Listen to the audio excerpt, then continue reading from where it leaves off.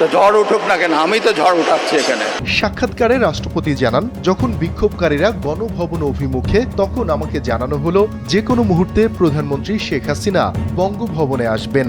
12টার সময় আমাকে জানানো হলো তিনি প্রস্তুতি নিচ্ছেন বঙ্গভবনে আসার। এর আগে আমরা আঁচই করতে পারিনি যে আসলে ঘটনা কি ঘটতে যাচ্ছে।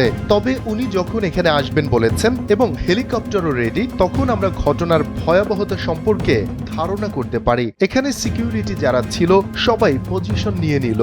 দুপুর 12:30টার দিকে জানানো হলো না, উনি আসছেন না। যখন জেনেছি তখন আমরাও সতর্ক ছিলাম। কিছুক্ষণ পরেই শুনলাম উনি দেশ ছেড়েছেন।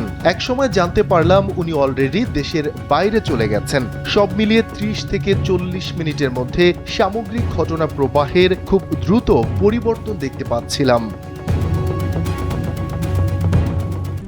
RICL TMX, যুগের পর যুগ স্থাপনা থাকে মজবুত। রাষ্ট্রপতি আরও জানান, সেদিন বিকেল 3টার দিকে প্রথমে সেনাবাহিনীর প্রধান জেনারেল ওয়াকারুজ্জামান আমাকে টেলিফোনে সব ঘটনা অবহিত করেন।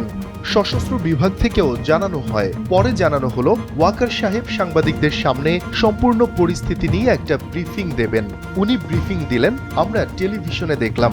উনি বললেন প্রধানমন্ত্রী দেশত্যাগ করেছেন, তো দেশবাসী আশ্বস্ত হলো যে উনি অলরেডি দেশান্তরী হয়েছেন। তারপর আমাকে সেনা প্রধান ফোন করে জানালেন যে তারা আসছেন। সেনা, নৌ ও বিমান বাহিনী প্রধান 3 জনই একসঙ্গে বঙ্গভবনে এলেন। এসে আমার সঙ্গে উদ্ভূত সামগ্রিক পরিস্থিতি নিয়ে আলোচনায় বসলেন।